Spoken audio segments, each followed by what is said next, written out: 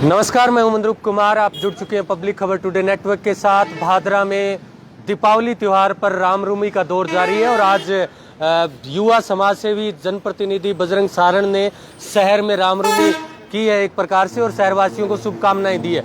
हम इस वक्त उनके कार्यालय में मौजूद हैं और आज सुबह सवेरे उन्होंने पूरे भादरा शहर में शहरवासियों के साथ रामनवमी की है और अभी भी उनके साथ काफ़ी संख्या में ग्रामीण हैं और काफ़ी युवा भी उनके साथ जुड़े हुए हैं। आप देख सकते हैं और लगातार पिछले 2 सालों से कहें तो कोरोना काल के बाद खासकर खासे सक्रिय दिखे हैं। बजरंग जी सारण हमारे साथ हैं इस वक्त। बजरंग जी, दीपावली का त्यौहार है, दीपोत्सव के त्यौहार पर क्या कुछ मैसेज देना चाहेंगे जनता को? बहुत बहुत शुभकामनाएं सबसे पहले मंद्रूप जी आपको और आपकी खबर टुडे की पूरी टीम को, और जितने भी तहसीलवासी या फिर जो भी आपके चैनल के जो व्यूअर्स हैं उन सबको एक इस पावन पर्व की बहुत बहुत शुभकामनाएं और बधाइयां हमारी तरफ से, हमारी पूरी टीम की तरफ से। आज दीपावली पर आप रामनवमी करने निकले हैं और रामनवमी की प्रथा दीपावली के दूसरे दिन ही होती है। किस प्रकार का माहौल लगा, क्योंकि कोरोना 1.5 साल खासे परेशान रहे, व्यापारी वर्ग भी, आमजन भी। पिछले 2 दिनों से बाजार गुलजार था, आज भी लोग अच्छी खासी संख्या में पहुंचे। मंद्रूप जी, अगर आप देखा पिछले 2 साल की अगर आप बात करते हैं तो कोविड काल के अंदर क्या है, एक तो जो अनड्यू जो बिजली के बिल थे उन बिलों ने दुकानें तो रही बंद, जो एक व्यापारी था या फिर छोटा दुकानदार था इन सब के ऊपर काफ़ी, परंतु अभी पिछले 2 या 3 दिन से दुकानदारी या फिर जो क्या करें कि थोड़ी सी अच्छी एक चहल पहल देखी है बाजार में। आज आपने दिन चुना रामनवमी का। आज अक्सर 1-2 बजे तक दुकानदार आते नहीं है दुकानों में, क्योंकि वो घर परिवार में रिश्तेदारों में रहते हैं। बल्कि कुछ लोगों ने कल ही रामनवमी कर ली, कुछ जनप्रतिनिधियों ने, कुछ शायद कल आने वाले कल में करने वाले हैं। आज आपने दिन चुना, ऐसा क्या विशेष आज के दिन? मंद्रूप जी, अगर अपन सनातन संस्कृति की अगर बात करानी तो कल का जो दिन था वो घर पे सेलिब्रेट करने के लिए था। एक्चुअल जो रामनवमी है, असली रामनवमी तो आज के दिन ही आई है अपने। ये सारा बड़ा बुजुर्ग जो बैठे आना से सारा से चर्चा करी एक्चुअली एक जी कद करी साहब है, तो रामनवमी को दिन आपने आज ही हुए तो जद कर गया ना सारंगी जो राय लेके जो अपनी संस्कृति जो है, जो अपनी विरासत है, जो अपन बुजुर्ग अपन दी है हमेशा, तो वह परंपरा तोड़ के कोई तो को नहीं, इसलिए आज को दिन ही आयो रामनवमी को, जद कर गया ना सारंगी राय लेके और आज के दिन आप रामनवमी करिए। बजरंग जी, 1.5 साल से आप खासे सक्रिय हैं। पहले तो चलिए सामाजिक सेवा में थे कोरोना काल में, आज रामनवमी करने के लिए निकले हैं। ऐसे में अब चर्चा प्रबल ये होगी कि आप अगला विधानसभा चुनाव निश्चित रूप से लड़ने जा रहे हैं, क्योंकि जिस प्रकार की आप सक्रियता दिखा रहे हैं, तो क्या कुछ एक प्रकार का मोटिव लेकर आए हैं विधानसभा चुनाव में, क्या कुछ? मंद्रूप जी, जैसा कि मैं पूरी तहसील का मैं एक बात हमेशा ही बोलता हूँ, अब मेरा कार्य क्षेत्र जो है वो हमेशा या तो अपने देश के जो अपना मेट्रो सिटीज हैं या फिर जो विदेशों में रहा है, परंतु क्षेत्र में बहुत सी चीज़ें ऐसी देखी हैं जंग देख के खड़न खड़ी भीतरों उठिए, क्यों ना अपने क्षेत्र में आगे काम करो साहब। क्षेत्र में युवा जो हैं उनकी मांग मानो या फिर जो हमारी टीम के जो बड़े बुजुर्ग सदस्य हैं, तो इन सब ने एक मानस बनाया और इस बार पिछले लगभग कोविड काल के बाद में कि इस बार विधानसभा चुनाव फाइट करने की 101% हमारी प्लानिंग है, जो हमारी पूरी टीम है और इस चीज़ के लिए पूरी सक्रिय है। और हम इस बार विधानसभा में ताल ठोकने जा रहे हैं, इलेक्शन के अंदर हम फाइट करने जा रहे हैं। गांव-गांव के अंदर हमारी जो टीम है वो कार्यकर्ता भी खासे तौर से सक्रिय हैं।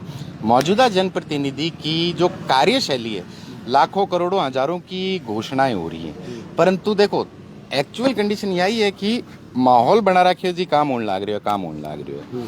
एक्चुअल में धरातल पर खड़े ही काम को नहीं, काम सिर्फ फेसबुक पर या फिर फोटोबाजी का माँ है और खड़ी कोई काम को नहीं। सिर्फ इन्होंने अब जैसे बढ़े हुए बिजली बिल हैं, बढ़े हुए बिजली बिल को लेके कभी भी मेरे को तो नहीं लगता मौजूदा जनप्रतिनिधि ने कुछ भी वैसा किया हो। आने वाले समय में आने वाले ये जो प्रहलाद चौधरी का माम जो पीने के पानी की जो समस्या है, वो पीने के पानी की समस्या दूरबर होती जा रही है। 3 से 4 दिन पहले आपकी एक साथी ने एक पानी का एसडीएम साहब को एक वो पानी दिया था, वो पानी कतई पीने लायक नहीं है। आज कोरोना के बाद में अपना मंद्रूप भाई अगर आप देखा तो डेंगू चारों तरफ पैर पसार रहा है, बिल्कुल, जिसका कारण ये गंदा पानी और ये छिड़काव वगैरह नहीं, सिर्फ आप 2 मिनट आगे फोटोबाजी करके यहाँ पे फॉगिंग कर रहे हो, ठीक है। परंतु गांव के अंदर गोगामेड़ इतना बड़ा मेला भरता है, बहुत सी संख्या में श्रद्धालु इस बार आए हैं, हालांकि मंदिर के कपाट बंद थे, परंतु वहाँ पे जो गंदगी हुई है, गोगामेड़ी गाँव के अंदर बहुत से कोविड के मरीज हैं, ज्यादा नहीं तो 3 से 4 मरीज को तो हम कल से 1 दिन पहले छोड़ के परसों सिरसा एसडीपी के लिए आने नहीं हो पा रही थी। रात्रि को लगभग 11:30 बजे मैं खुद जाके और उस मरीज की जान बचाने के लिए सिरसा जाके एसडीपी का अरेंज किया है।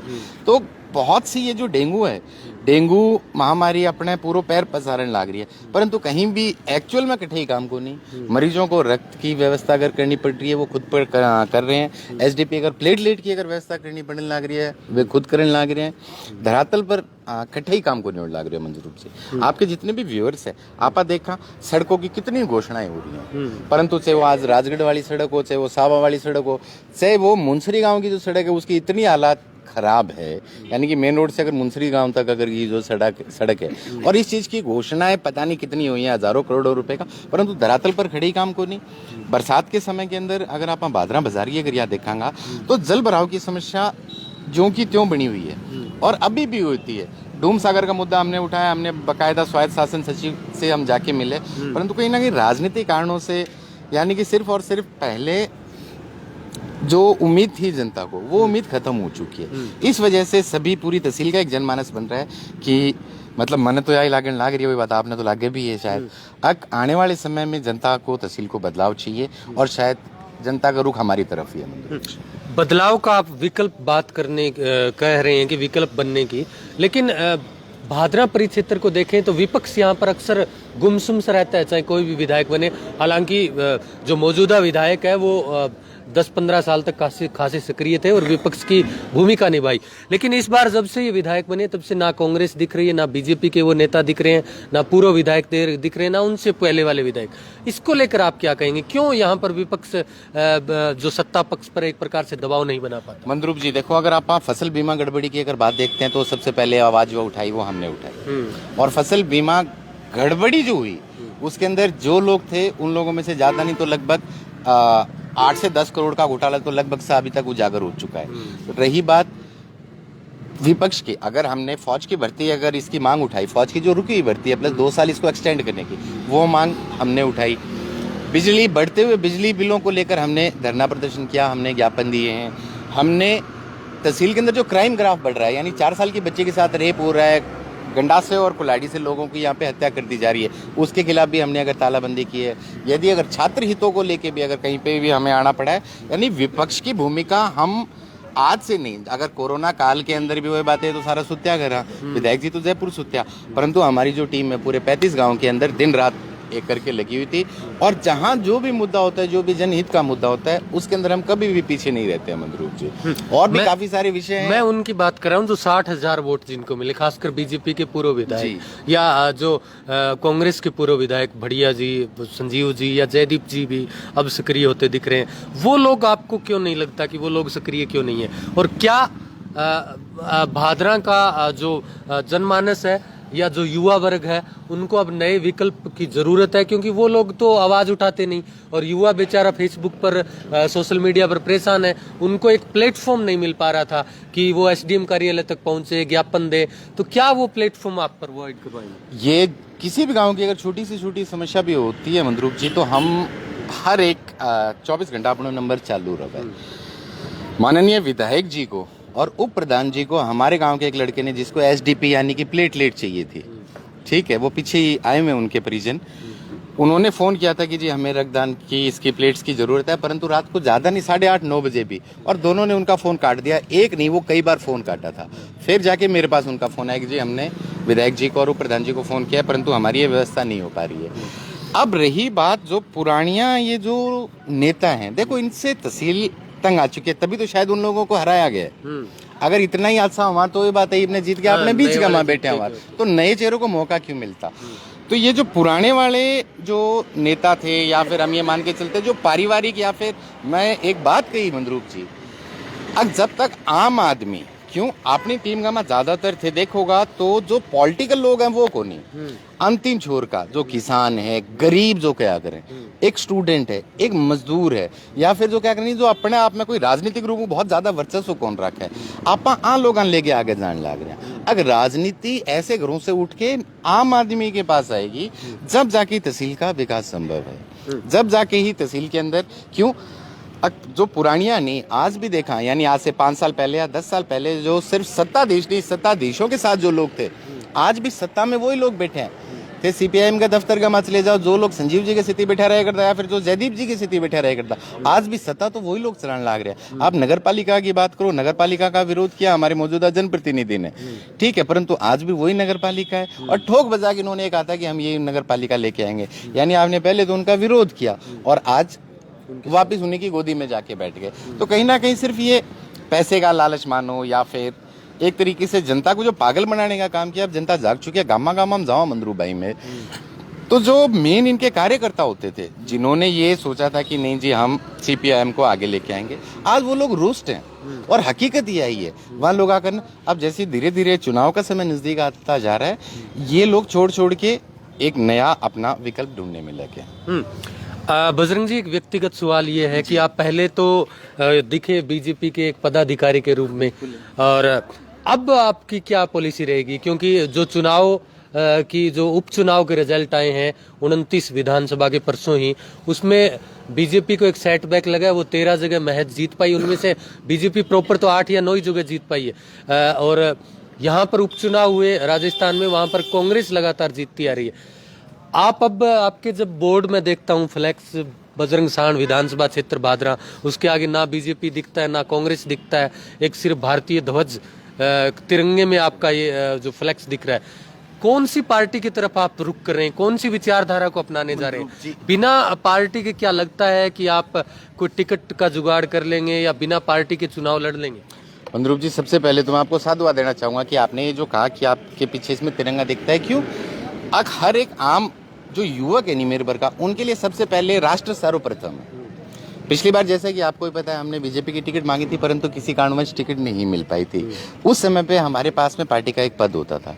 आप पार्टी का पद होता है तो आप एक टिकट मांगते हैं, आप एक ध्वज लगा के रखते हैं। अभी आने वाले समय के अंदर, क्यों, अगर एक जनरल सी मैं बात बताऊं, पूरी तहसील ने थारा व्यूअर हैं, अगर ऐसा नहीं है कि हम कोई झंडा उठाएं और कल को टिकट ना मिले तो हमसे उस झंडे के खिलाफत नहीं हो पाएगी। इसीलिए हमने कोई झंडा नहीं उठाया, जनता के बीच जा रहे हैं, जनता की बात कर रहे हैं। और अगर भादरा तहसील का अगर इतिहास उठा के देखते हैं मंदरूप जी, 93 से लेके आज तक सिर्फ 2 ही बार पार्टियां जीती हैं। नो डाउट जो विचारधारा थी वही विचारधारा है और वही रहेगी। सावरकर जी हमारे आदर्श थे, हैं और रहेंगे। दीनदयाल उपाध्याय जी हों, चाहे वो श्यामा प्रसाद मुखर्जी जी हों, आज के दिन भी हम हर कार्यक्रम के अंदर, आज अगर हम भारतीय जनता पार्टी से जो पूर्व विधायक जो थे संजीव जी 98 के अंदर कांग्रेस की टिकट से थे, यानी विचारधारा तो कहीं रही नहीं, ठीक है, परंतु हम विचारधारा से बंधे हुए थे, बंधे हुए हैं और हमेशा ही बंधे हुए रहेंगे। आने वाले समय में जैसा कि हमारे कार्यकर्ताओं का या फिर जो हमारी जो टीम का जो रुख होगा, अगर वो पार्टी की टिकट हमें मिलती है तो ठीक है, अदरवाइज हम इंडिपेंडेंट चुनाव फाइट करने जा रहे हैं। यानी कि कुल मिलाकर चुनाव आप लड़ने जा रहे हैं चुनावी मैदान में, चाहे आपको टिकट मिले ना मिले? वो बिल्कुल फाइनल है मंदरूप जी की इस बार लोगों की आवाज है कि अब आज के दिन राम रमी गुटे में देखो अपने सारा घर त्योहार है, सारा घर आनिया जाना रिश्तेदार है, बटाऊ चटाऊ है, परंतु ये बूढ़ा बुढ़ा ये देखो 70 साल का 80 साल का अगर आयडा है समर्थन गमा या फिर आगे बढ़ाने खातर, तो ये सब इनका मूड है और ये इनका आशीर्वाद मानो या फिर जो युवा बच्चे हैं उनका साथ मानो, उनका सहयोग मानो। तो आन छोड़ के वही बात है कि मेरे लिए प्राथमिकता मेरे कार्यकर्ता है, मेरे लिए प्राथमिकता जो है वो मेरे युवा साथी हैं। तो जो ये कहेंगे वैसा ही आगे चुनाव का ये रहेगा। अभी इनका पूरा मन बन चुका है चुनाव लड़ने का। मौजूदा विधायक को 3 साल हो चुके हैं, 2 साल बचे हैं और अब चुनावी मोड धीरे धीरे तेज होगा। 2 साल में क्या कुछ मुद्दे ऐसे रहेंगे, क्या कुछ आप लोगों के बीच जाएंगे, किस प्रकार से लोगों को अपने आप को प्रोजेक्ट कर पाएंगे? क्योंकि आप युवा हैं, नए हैं, अभी तक जाहिर सी बात है 120 गाँव में आपको पहचान भी बनानी पड़ेगी, कार्यकर्ता भी बनाने पड़ेंगे। किस प्रकार का रुख रहेगा, क्या रणनीति रहेगी आप? मंदरूप जी, अगर आप इनका मैनिफेस्टो उठा के देखोगे ना, सीपीएम का मैनिफेस्टो में से कुछ भी पूरा नहीं हुआ। ना तो वो डीपीआर की बात हो, 14 बिरानी गांव को शहरी करने की अभी तक नहीं हुई है। टैल की जो पंचायतें हैं कि वहां तक हम पानी लेके जाएंगे, अभी तक वो भी पूरी नहीं हुई है। कर्णपुरा की तर्ज पे कीजिए, हम 55 की 55 पंचायतों में खेल ग्राउंड बनाएंगे, स्टेडियम बनाएंगे, हाईटेक बनाएंगे, अभी तक वो बात भी पूरी नहीं हुई है। सीवरेज की बात रही, सीवरेज के अंदर तो सारा बाजार तंग है। इनका जो भी मैनिफेस्टो का एक पॉइंट था वो सारे इनके झूठे जो वादे थे, आज जनता उनसे त्रस्त है। रही बात हमारी, तो हमारा जो आगे चुनाव लड़ने का जो मुद्दा रहेगा, ठीक है, पानी की बात रही, आपका किसानी की बात रही, गरीबों की, किसानों की, मजदूरों की, परंतु मेरा जो सबसे मेन टारगेट है वो यूथ को एक इस तरीके से प्रोजेक्ट करना है अपने एरिया के अंदर। अब जैसे गेम्स है, मैं कल परसों कणाव गांव में जा रहा हूँ, मैं घोषणा करके आया हूँ कि कोई भी बच्चा अगर नेशनल जीता हुआ है और घर से अगर वो आर्थिक रूप से इतना सशक्त नहीं है तो वो खर्चा कीजिए बजरंग सारण उठाएगा उसका, पूरी तैयारी वगैरह का। हम ऐसे बच्चों को आगे बढ़ाने का काम करेंगे। प्लस जो बच्चा तैयारी करने लग रहे हैं क्या ब्यूरोक्रेसी की, अपना क्या करें, नहीं देसी भाषा में, चाहे कलेक्टर हो या एसपी हो या फिर ब्यूरोक्रेट्स की, आम बच्चा खातर क्यों दिल्ली जाके तैयारी करें या जयपुर जाके या सीकर जाके करने लग रहे हैं। अपने क्षेत्र का मैं ईशा इंस्टीट्यूट लेके आऊँगा आम बच्चा खातर, और फ्री ऑफ कॉस्ट, अगर भगवान ने चाहा और अगर जनता ने चाहा, इन बच्चों के लिए एक हाईटेक एजुकेशन को आप एक हब बनाऊंगा बादरा ने। अपने क्षेत्र का मैं हमेशा क्या करूँ मंदरू भाई की अपने क्षेत्र के बच्चों में क्या माइंडेड बहुत है, वो बहुत स्ट्रांग एक पॉलिश्ड माइंड है। इन बच्चों को आगे बढ़ाने के लिए सिर्फ एक रस्तों दिखाने को जो काम है, और हर परिवार से अगर एक बच्चा कामयाब होता है तो ये बाधा तहसील अपने आप सुदृढ़ हो जाएगी। अभी तक आपनो जो डांसो है नहीं वो सिर्फ या तो अगर राम बरस गयो तो ठीक है, अदरवाइज अभी भी 2020 का रबी का क्लेम नहीं आया हुआ है। सिर्फ भादरा तहसील के अंदर ही नहीं आया और एक नौर के अंदर, दो जगह पे। क्यों? इन दो तहसीलों को एक तरीके से इन्होंने चोर घोषित कर दिया है, जिसका सीधा का सादा वही बात है। मैं तो अगर उंगली उठाऊंगा तो मैं मौजूदा जनप्रतिनिधि पर उठाऊंगा कि इन्होंने कहा कि जी 83,000 के लगभग हमने किसानों को बीमा दिलाया, परंतु आप एक्चुअल अगर वो देखेंगे, दैनिक भास्कर की एक रिपोर्ट आई थी, लगभग ये 40,000 किसान है, यानी 50% जनता, सॉरी 100% जनता को 50% ज्यादा इन्होंने ये दिखाया। हालांकि वो है घोटाला ही, ठीक है, और वो इन्हीं के कार्यकर्ता है जिन्होंने घोटाला किया था। अब जब ये जो जांच कमेटी बैठी है, ये जांच कमेटी अगर ढंग से अगर इसका निर्णय लेती है तो आधे से ज्यादा इनके कार्यकर्ता सलाखों के पीछे मिलेंगे। तो हमारा जो मेन उद्देश्य है वो यूथ को लेके है, वो सिर्फ घोषणाएं करना ही नहीं है। अगर हम घोषणा करेंगे तो हम सिर्फ वही घोषणा करेंगे जिनको हम पूरा कर सकते हैं, जो हम केंद्र सरकार से या राज्य सरकार से लेके आ सकते हैं। आज सड़कों की ना बात करिए, जब पूरे भादरा 3 साल होने को है, आप पूरे भादरा शहरी में चले जाओ चाहे ग्रामीण में चले जाओ, कहीं भी सड़कों के नाम पे बाठा भलाई पड़े, सिर भलाई फोड़ ले मंदरू भाई ना, और की को आनी एक जानी दो, आगन सिर्फ बात कहने खातर है और कुछ को नहीं। तो चुनाव लड़ने का आपने पूरा मन बना लिया, युवा वर्ग पर आपका फोकस रहेगा और मुद्दों को आप लेकर जनता के बीच में जाएंगे। आगामी अगर आप देखें अगला चुनाव, तो अभी जो चर्चा चल रही है वो मौजूदा एमएलए बलवान पूनिया और पूर्व विधायक संजीव बेनीवाल, क्योंकि वो दो टॉप मोस्ट वोटर लेने वाले जो जनप्रतिनिधि थे। क्या लगता है, आप किसको टक्कर में मान के चल रहे हैं? आप अगर बीजेपी की टिकट ले आते हैं मान ले, या कांग्रेस की टिकट आप ले आते हैं, आपको क्या लगता है, बलवान पूनिया टक्कर में रहेंगे, संजीव बेनीवाल टक्कर में रहेंगे, या कोई और चेहरा, नया चेहरा भी? मंदरूप जी देखो, मैं तो आई कहूँगा कि आप ही बना। दूसरी बात, अगर संजीव जी के कार्य से अगर जनता खुश होती तो ये बात चुनाव आती क्यों? पहली बात। दूसरी बात, वंशवाद की जो नीति है, यानी भारतीय जनता पार्टी के भी बहुत से ऐसे कार्यकर्ता हैं जिन्होंने दिन रात मेहनत करके इस पार्टी को बनाने का काम किया। बहुत से ऐसे स्वयंसेवक 1926 से लेकर आज तक जिन्होंने इस पार्टी को पूरे देश के अंदर और विश्व की सबसे बड़ी पार्टी बनाई है। परंतु अगर आप बात करा पूर्व विधायक जी की, तो वंशवाद हावी रहा पिछली बार भी, और इस बार भी वंशवाद हावी रहा। मौजूदा विधायक ने भी वंशवाद का ही नारा दिया था कि जी हम वंशवाद मिटाएंगे। तो एक परिवारवाद, एक तहसील को एक मैं संदेश जरूर देना चाहता हूँ, अगर मेरे लो छोरो रे पीछे बैठे हो 7 साल हुए, तो परिवारवाद और वंशवाद मेरे का नहीं तो बिल्कुल भी को नहीं आवे। और मेरा यही है कि मेरे जो खुद पिताजी है, मेरे पिताजी डिफेंस में थे, फौज में थे, ये शायद मेरी एक सेवा की भावना थी जिस वजह से मैं आज अपने क्षेत्र के माँ हूँ। अगर उसके अंदर सेवा की भावना हो तो आयो, परंतु किसी को प्रोजेक्ट करके अपनी संतान को, अपनी वाइफ को, अपनी धर्मपत्नी को, अपने साले, अपने जीजा को अपने यहाँ पे जब हम रहेंगे तो ये सिस्टम अपने को देखने को नहीं मिलेगा मंदरूप जी। हमारे जो कार्यकर्ता होंगे वही पंचायत समिति संभालेंगे, हमारे जो कार्यकर्ता होंगे वही ब्लॉक, जोन और हमारी गांव की जो बागडोर है वो संभालेंगे, और वो सारे युवा कार्यकर्ता होंगे जो एक आम परिवार से उठ के जो समाज में एक बदलाव लाना चाहते हैं। क्यों? इनकी जो टीम है, इनकी टीम में अब धीरे धीरे कौन लोग आगे, जो हमेशा पुराना राजनीतिक लोग बैठे रहे करता, जिन्होंने इस तहसील का मात्र भट्टा ही भट्टा बैठा है। आप पूरे ऑफिस का जाके देखोगा, ये वही लोग हैं जो पहले संजीव जी के साथ थे, उससे पहले जयदीप जी के साथ थे, उससे पहले डॉक्टर सुरेश जी के साथ थे। अपने वालों में बिल्कुल एक फ्रेश चेहरे हैं जो तहसील को एक नया आयाम देने की सोच रखते हैं। अपनी टीम वो टीम है मंदरूप जी। एक विशेष बात, दिल्ली एनसीआर परिवार नाम से आपने एक पैटर्न शुरू किया, उसमें दिल्ली एनसीआर के आसपास जुड़े जो भादरा के व्यवसायी है, जो जॉब करते हैं, वो लोग आपस में जुड़ेंगे और लोगों का सहयोग करें। क्या है वो पूरा? आज वो लोग भी आए हुए हमें दिख रहे हैं, आए हुए थे, वो चले गए क्योंकि वो सभी क्या है, आईटी के लोग थे ज्यादातर। दिल्ली परिवार, भादरा परिवार, दिल्ली एनसीआर, अपने बहुत से ऐसे लोग हैं जो यहाँ से उठ के दिल्ली में गए हुए हैं। अपने हमेशा मंदरूप जी एक समाज की एक जुड़ाव रहना चाहिए। तो बहुत से ऐसे लोग हैं जो बाहर रह रहे थे, जो दिल्ली में रह रहे थे, आपस में एक तो मेल मिलाप बना रहे। लगभग 4,500 के लगभग संख्या है जो अपने भादरा वालों की जो दिल्ली में रहती है।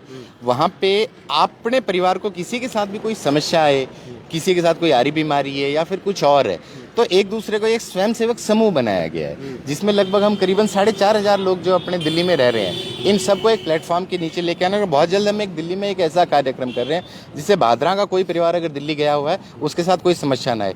प्लस इस परिवार का हमारा जो उद्देश्य है, मान लो अगर किसी बच्चे को अगर दिल्ली जाना है पेपर देने, कोई भी एग्जाम है, फिजिकल है, अपने दिल्ली पुलिस का घना टाबर एग्जाम है, तो उन बच्चों के लिए रहने की व्यवस्था है, खाने की व्यवस्था है, ये सब ये संगठन के लोग ही कर रहे हैं। प्लस कोई हॉस्पिटल का, क्योंकि आपने देखो नजदीक वगैरह है तो जयपुर जाओ या फिर दिल्ली गुड़गांव जाओ, यहाँ से कोई अगर मरीज जा रहा है उसको थोड़ा सा अगर गाइडेंस चाहिए तो ये पूरी टीम है हेल्थ केयर की, या फिर जो क्या करें अगर मेडिकल गाइडेंस है उसके लिए ये टीम सक्रिय है। बहुत से लोग हैं क्योंकि आज दिवाली हो, बहुत से लोग गांव में भी आएगा, तो वो संख्या आई थी लगभग करीबन 100-125 लोगों के लगभग, जो अपना भादरा परिवार वाले जो दिल्ली में रह रहे हैं वो सारे आईटी के बच्चे हैं। और बहुत से तो अभी भी ऊपर बैठ के आपका वर्क फ्रॉम होम चालन लाग रहे, वो काम करने लाग रहे हैं। क्या मैसेज देना चाहेंगे भादरा विधानसभा क्षेत्र को, राजनीति से संबंधित, खासकर 2023 के चुनाव से संबंधित, क्योंकि सब चीजें इन चुनाव के इर्द गिर्द ही घूमनी अब, और चुनाव मोड अब धीरे धीरे तेज होगा।